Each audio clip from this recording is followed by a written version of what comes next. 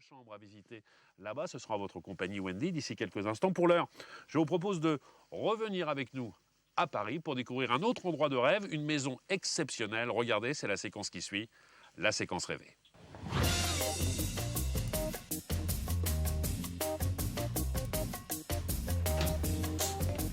Bonjour, voici, vous êtes chez moi. Je vais vous présenter la maison. C'est une maison qui a appartenu pendant des années à des artistes. C'est pourquoi d'ailleurs il y a cette baie vitrée. La maison, elle n'est pas très large, donc elle fait 5 mètres de largeur, ce qui fait que j'ai été vers la hauteur.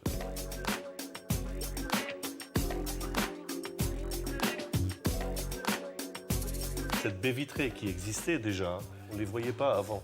Et pour pouvoir mieux aussi la mettre en valeur, j'ai mis un miroir en face pour la voir 2 fois. Bon, ce salon, il tourne autour de cette cheminée.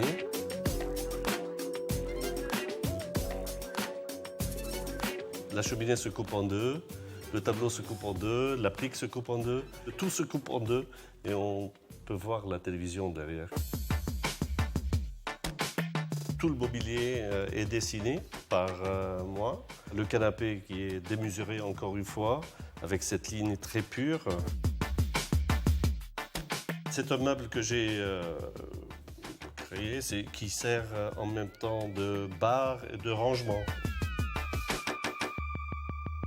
Il y a donc ce tiroir dans lequel j'ai mis tous les interrupteurs. Tout est caché dedans. J'aime beaucoup l'Antiquité. Je trouve qu'il est mieux mis en valeur lorsqu'il est dans une ambiance, dans une atmosphère très moderne et très blanche, très pure. Les poteries, c'est 2e siècle avant Jésus-Christ. Hein, c'est un sénateur romain qui date du 2e siècle après Jésus-Christ.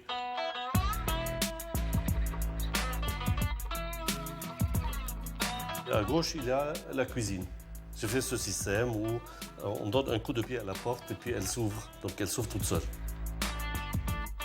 L'objectif, c'est de pouvoir faire quelque chose qui ne salit pas, qui se nettoie facilement. C'est des plaques d'aluminium. Comme la cuisine n'est pas très grande, donc il faut que la table soit transparente pour qu'elle ne puisse pas prendre beaucoup d'espace. Je crée une petite table dehors, pour ranger dehors, donc à côté de la cuisine lorsqu'il fait beau. Toujours ce contraste de style, de matériaux. Vous voyez un peu un ascenseur, on dirait que c'est déniché aussi de l'immeuble haussmannien. Donc je l'ai dessiné, même l'intérieur est fait en bois acajou à l'ancienne. C'est pas une copie d'ancien, mais j'ai voulu donner cette impression.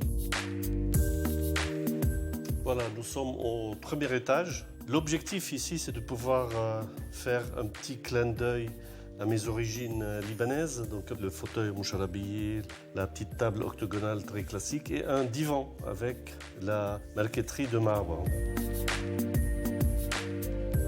Ces poteries phéniciennes importées du Liban font une continuité de cette ambiance style oriental, style libanais. Voilà, nous sommes au 3e étage. C'est mon étage. Toujours dans cet esprit de grande perspective. On voit toute la baie vitrée, du début de l'immeuble jusqu'au bout de l'immeuble. Ici, il y a un petit bureau pour moi. Ce bureau sert aussi de balustrade en même temps. On va passer maintenant du côté de la chambre à coucher. Je voulais une tête de lit qui soit jolie, que ça fasse un tableau, mais avec des matériaux naturels. J'ai pensé à ce nuage. C'est un lustre, il s'allume, il donne de la lumière. Et en même temps, si on veut regarder la télé, elle descend. Et elle redescend de nouveau.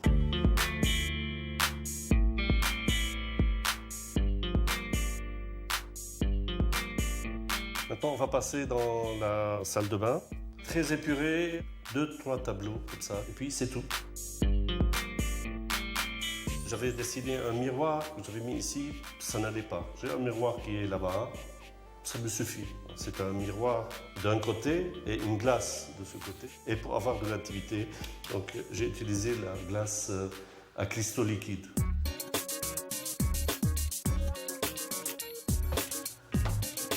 Voilà, nous sommes au 4e étage, c'est le jardin d'hiver. Comme on est déjà loin de la cuisine, j'ai créé ce meuble. Donc toute cette partie-là, on peut la télécommander. Tout est camouflé, invisible. Il va y avoir la vasque.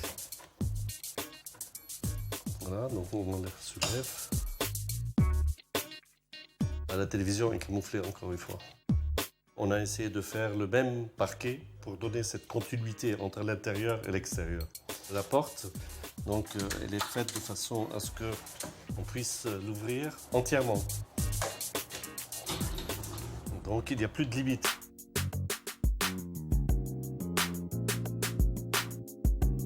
Je n'ai pas de baignoire dans toute la maison. Donc cette baignoire qui est là entre ces plantes, c'est agréable de prendre son bain dans un jardin. Le plus beau compliment qu'un architecte d'intérieur peut recevoir d'un client, c'est lorsqu'il lui dit « ça me ressemble ». Et moi, je sens ici que ça me ressemble. Voilà, c'est pourquoi je suis bien.